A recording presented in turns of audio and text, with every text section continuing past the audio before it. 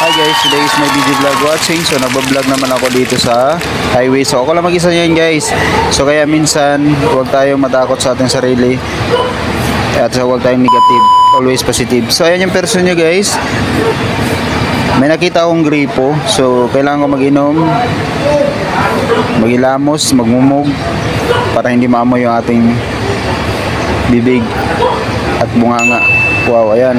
So, ayan guys, pagkatapos ko maghilamos guys, yan, pinasan ko muna yung aking mukha. So, maglalakad muna ako niyan guys, na mag-iisa.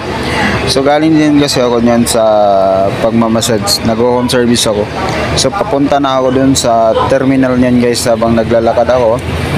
Ako lang mag-iisa. So, dito sa paglalakad natin guys sa gabi, kaya nakakatakot pero laban pa rin. Hindi natin akalain baka may makasalubong tayong masamang tao, pero laban pa rin at tiwala sa sarili at sa Panginoon. So ayan guys, habang naglalakad yung person nyo papunta dun sa bus terminal, dun kasi ako tatambay, dun muna ako matulog.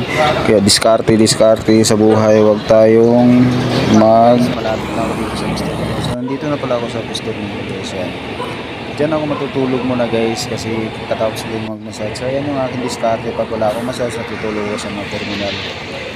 Diskarte lang, laban lang sa buhay, huwag tayong susuko. So pagkatapos yan mag-video guys, magkakape mo na yung person nyo guys. Kaya tayo hanggat may ipon, hanggat may kita, kailangan tayong mag-ipon sa ating sarili. Hindi lahat ng araw at panahon malakas tayo, dahil kailangan natin mag-ipon sa ating sarili. And katulad sa akin yan, yung trabaho ko massage yan. Yung person nyo nag-massage yan kahit saan. So ayan guys, nasa tindahan ako ng Aling Nena. Wow, sana all Aling Nena. Ni ate pala yan. Magkakape ako. So yung kape niya 15 pesos, saka yung tinapay 15. So ayan guys, nakabili na ako. So